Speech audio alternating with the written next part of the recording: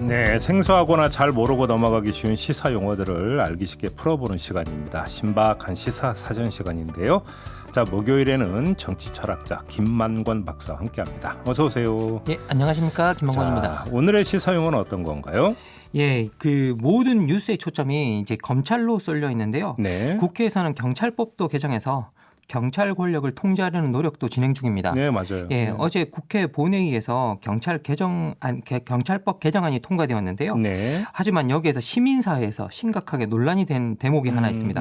바로 정보 경찰을 유지하기로 한 부분입니다. 네. 그래서 오늘은 이 정보 경찰에 대해서 알아보도록 하겠습니다. 이게 이제 인권위원회에서 입장이 나온 게 있더라고요. 아무튼 근데 이제 뭐 행정경찰, 정보경찰 여러 종류가 있던데 정보경찰이 정확히 어떤 사람들이에요? 네, 이게 일단 정보 경찰의 개념부터 정리하자면 정보 경찰은 경찰청 정보국, 지방 경찰청 정보국, 네. 그리고 경찰서 정보과계 소속 경찰관들을 통칭해서 부르는 말입니다. 예, 문제는 이 정보 경찰의 활동이 비밀리에 이루어지고 있다는 건데요. 이게 모든 것이 다 대외비로 처리되고 심지어 일반적으로는 정보 생성 후에 72시간 후 모든 걸 폐기하는 걸 원칙으로 삼고 있어서 이게 3천 명에 이르는 이 많은 정보 경찰들이 뭘 하고 있는지 정확하게 파악할 수 없다는 데 문제가 있습니다. 정보경찰만 3천 명이에요? 예, 3천 명이. 그래서 너무 규모가 커서 이것도 문제가 되고 있고요. 예, 실제 이 분야의 전문가들이 쓴 글을 여기저기 좀 잘 살펴보면 정말 이 정보 경찰이 다루는 정보가 구체적으로 어떤 것인지에 대해서 단편적으로밖에 파악된 게 없습니다. 그래서 지금까지 그 파악된 내용을 보면 이 경찰 정책 정보 수집, 작성, 배포, 그리고 집회 시위 관리, 대외 협력, 신원 조사 같이 우리도 그냥 어느 정도는 좀 알고 있는 그런 일 정도뿐입니다. 그래서 한마디로 완전히 좀 투명성이 결여된 게 큰 문제라고 할 수가 있습니다. 그래요? 투명성이 결여됐다면 그게 더 큰 문제 아닙니까? 예, 뭐 투명성 이 그 자체가 정말 이렇게 큰 문제인데 거기다가 또 이 정보 경찰이 하는 일이 정보 업무에 해당하는 일인가? 사실상 업무 영역이 명확하지가 않다. 그 논란도 있습니다. 특히 네 가지 업무가 문제가 되고 있는데요. 대외 협력, 신원 조사, 집회 시위 관리, 그리고 정책 정보 같은 일들이 정말 정보 조직이 담당해야 되는 일인가? 이제 이 문제가 나오는데요. 일단 대외 협력을 살펴보면 이게 대외 협력은 경찰 정보관들이 국회, 기업, 사회단체 등을 출입하면서 해당 기관의 정보를 수집하고 경찰과의 업무 협조가 필요할 때 그 일을 처리해 주는 겁니다. 그런데 이와 관련해서는 이 정보부서가 왜 대외 협력 업무를 맡느냐? 이건 경찰청의 경무 기능이다. 경무 기능이 하는 게 맞다라고 이렇게 하고 있고요. 또 신원조사, 신원검증이라고 부르는 활동도 문제가 되고 있는데요. 이게 우리가 주요 공직자를 임명할 때 그 사람에 대한 인사검증을 하는데 여기에 대한 상당히 많은 정보를 이 정보 경찰에 의존하고 있는 실정입니다. 뭐 경찰이 뭐 세평을 수집한다 이런 보도도 여러 번 나온 바가 있었죠. 예, 그렇습니다. 그래서 이 활동을 문제 삼는 분들은 공직자 임명이 인사혁신처가 주무부서인데 이들에 대한 검증 활동도 인사혁신처가 하면 되는 일이다. 이건 이 업무가 아니다 이야기하고 있고 그리고 집회 나가서 뭐 여러분도 한 번쯤 만나보실 수 있는 기회가 있었을 거라고 생각이 드는데요. 집회 시위 관리도 마찬가지입니다. 이게 집회 시위는 경찰청 경비국이 주무부서인데 왜 굳이 정보 요원들이 필요하느냐. 그리고 이게 제가 볼 땐 가장 심각한 게 정책 정보인데요. 이게 또 정책 정보는 알고 보면 이게 정확한 정의도 없이 사용되어 온 말이라고 합니다. 그래서 정확한 정의가 없으면 업무가 어디까지인지 선을 그을 수가 없게 되는데 이런 이유로 정책을 위한 정보 수집이 정치적 이익을 추구하는 수단으로 악용되는 경우가 많았습니다. 그래서 무엇보다 치안 활동을 하는 집단이 이런 정치 관련 정보를 수집해서는 안 된다는 게 비판자들의 말이고요. 실제 2016년에 제20대 총선에서 당시 정보 경찰들을 동원해서 야당 정치인들 사찰하고 그리고 친박 후보를 위한 맞춤형 선거 정보를 수집하고 심지어 선거 대책까지 수립한 혐의로 이 강신명 전 경찰청장은 구속이 되고 전현직 경찰 수뇌부가 이제 그 형사 재판을 받는 초유의 사태가 또 일어나기도 했었습니다. 그러니까 이게 좀 약간 그 상당히 오래된 논란인데 하나는 경찰의 정보 수집 기능이라고 하는 것을 원천적으로 부정하기는 좀 힘들다 현실적으로 동향 파악이라고 하는 기능이 있기 때문에. 이걸 원천적으로 부정을 하면 안 되고 다만 제한을 해야 된다라는 주장이 있었고 아예 폐지해야 된다 이런 주장도 있지 않았습니까? 네, 그렇습니다. 근데 그 오래전부터 이제 이 두 가지 주장이 대립해 오긴 했는데요. 우리나라의 시민사회 같은 경우에는 정보 경찰의 폐지를 줄곧 주장을 해왔습니다. 지금 당장만 해도 정보 경찰 폐지넷이라고 해서 인권 시민단체들이 모여서 폐지를 주장하고 있습니다. 네. 예, 시민단체들은 우리나라 정보경찰의 유래가 시작부터 잘못되었다고 말하고 있는데요. 예, 이들은 정보경찰의 시작을 일제강점기의 고등경찰이 이제 기원이다라고 이야기를 하고 있고요. 우리가 영화 이제 밀정 이런 거 보면 나오는 맞습니다. 예, 그런 일제 경찰 얘기 생각하면 되는 거죠. 그리고 정보 경찰 자체가 잘못된 일제 유산이다 그런 이야기하고 있는데 여기에 맞서서 경찰대학 쪽 같은 데서 나온 논문들을 보면 그 유래가 알고 보면 대한민국 임시정부다. 예? 임시정부가 왜 나와요? 저도 읽어보면서 좀 기이하긴 했는데요.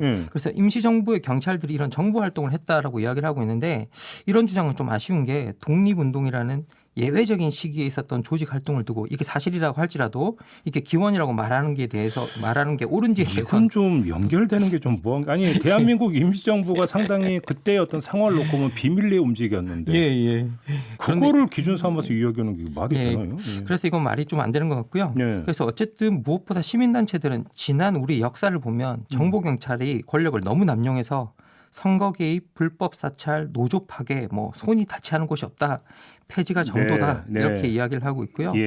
그리고 또 더불어서 정보경찰의 법적 근거가 처음 만들어졌을 때 입법 과정조차 제대로 거치지 않은 대통령령이 출발이었다는 점을 들어서 법적인 기반도 사실은 약한 거다라고 이야기를 하고 있습니다. 아까 이제 잠깐 정보경찰 업무 중에 집회 시위 관리 이렇게 돼 있잖아요. 근데 예를 들어서 이제 그 과거 민주화 그 시위 과정에서는 기습적인 가두 시위 이런 게 많았는데 사전에 얘네가 어디서 기습적으로 가두 시위하는지 정복하고 다니는 거. 그리고 가끔 실제로 시위를 나가면 이렇게 와 있는 경우도 많았죠. 그러니까요. 그러니까 이런 거 생각 퍼뜩 떠오르는데 지금은 그런 시대는 아니잖아요.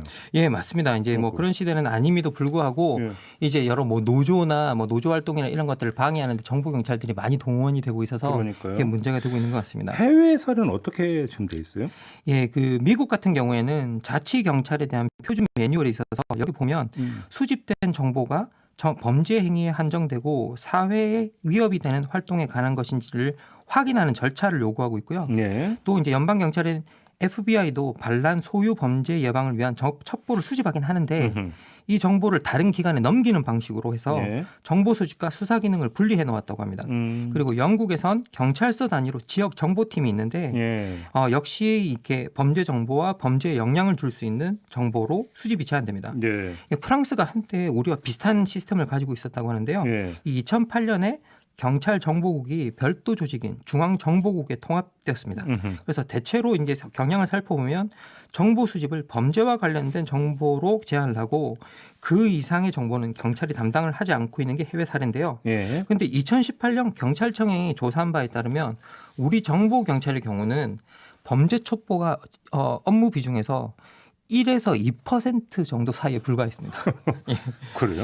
그래서 정작 이제 경찰이 정보 업무라고 했을 때 필요한 범죄와 관련된 업무는 1에서 2%밖에 안 하고 있는 게 뭔가 본말이 전도돼 있다는 얘기가 되는 건데 아무튼 그러니까 어제 경찰법 개정이 통과가 됐잖아요. 그럼 그렇습니다. 그 법안 문구가 어떻게 되어 있어요? 어제 통과된 개정 이제 경찰법안을 보면 정보 경찰의 경우 국내 정치 관여에 막기 위해서 현행 경찰법 3조에 적시된 이 치안 정보의 수집, 작성 및 배포 임무를 공공 안녕에 대한 위험의 예방과 대응 관련 정보의 수집, 작성 및 배포로 바꿔놨습니다. 이거 애매한데요. 공공 안녕을 어떻게 보냐 이 문제가 또 걸리는 거잖아요. 이건 정의학에 따라서 이건 한없이 다르게 정의할 수 있는 문제라 문제가 될 것 같습니다. 그러니까요. 그래서 지금 검찰도 이제 공안부를 하고 있다가 그게 이제 공공수사로 또 바뀐 거 아니겠습니까? 공공 안녕 이건 좀 사실 또 이연령 비연령이 될 수가 있는 부분이 있는데 아무튼 정치 철학자로서 정보경찰 문제를 어떻게 보십니까 개인적으로? 제 개인적 입장입니다. 이거 개인적 입장인데요. 폐지되는 것이 더 바람직하지 않나 이제 그렇게 생각합니다. 이게 제가 한나 아렌트 전공자이긴 한데요. 이 한나 아렌트가 유명한 정치 철학자죠. 한나 아렌트. 그래서 전체주의 기원에서 아주 흥미로운 말을 하는데 이 전체주의를 만들면 많은 사람들이 전체주의를 떠올리면 군대를 떠올리는데 사실은 전체주의 핵심 기구가 군대가 아니라 경찰이라고 이야기합니다. 군대는 매일매일 우리 주변에 있는 기구가 아니지만 경찰은 매일매일 우리 옆에 일상에 존재하는 기구이기 때문에 그렇다 이야기하고요. 그리고 그 경찰이 비밀스럽게 변하는 게 통제의 핵심이다라고 이제 이렇게 이야기를 하고 있습니다. 네. 그래서 지금 우리 정보 경찰을 보면 생성하는 정보의 수준과 내용을 전문가들조차 잘 파악하지 못하고 있는데 이런 현실은 정보 경찰이 좀 비밀스러운 권력 수단이 될 가능성이 좀 있고요. 과거 몇몇 정권에서는 뭐 그런 일이 실제로 일어나기도 했으니까 네. 좀 우리가 유의해야 될 것 같습니다. 예. 예, 이게 플라톤 이게 국가에 보면 이 기게스의 반지라고 하는 사례가 하나 등장하는데요. 예. 이 왕의 양을 치던 목동인 기게스가 어느 날 우연히 반지 하나를 얻게 됩니다. 근데 그게 사람을 보이지 않게 하는 힘을 가지고 있었거든요. 잠깐만, 이거 반지의 제왕이 나오는 거예요? 예, 맞습니다. 반지의 제왕이 모티브가 된 이야기예요. 아, 이게 원조가 이겁니까? 기게스의 플라톤의 반지. 국가에 나오는 얘기예요? 예, 맞습니다. 예. 그래서 근데 이 기게스가 이게 목동 왕의 양을 치던 목동이었는데 그 반지를 이용해서 왕까지 죽이고 자기가 왕의 자리를 차지해 버리거든요. 그래서 이게 순진한 목동조차도 보이지 않게 되는 힘, 비밀스러운 힘을 얻게 되면 권력의 괴물로 변해버린다라는 이야기를 좀 담고 있습니다. 예. 예, 그래서 제가 볼 때는 이게 치안 정보의 수집, 작성 및 배포 임무를 공공안녕에 대한 위험의 예방과 대응 관련 정보 수집, 작성 및 배포로 이렇게 문구를 바꿔놓는 게 정보 경찰이 국내 정치에 관여하지 못하는 장치가 될 수 있을까? 예, 저 개인적으로는 좀 이게 이제 결국은 직무 범위의 문제가 있고 그다음에 투명성이라는 문제가 정보라고 하는 어떤 그 단어고 이게 과연 매치가 될 수 있느냐 사실은 문제가 되는 거죠. 왜냐하면 정보라고 하는 것들이 갖는 내밀함이라고 하는 게 있는데 투명성이라고 이게 과연 이게 궁합이 맞는 거냐 또 이런 문제가 있다면 항상 일탈이 나타나는 거 이런 측면도 좀 있는 것 같습니다. 알겠습니다. 자, 정치 철학자 김만관 박사와 함께했습니다. 고맙습니다. 예, 감사합니다.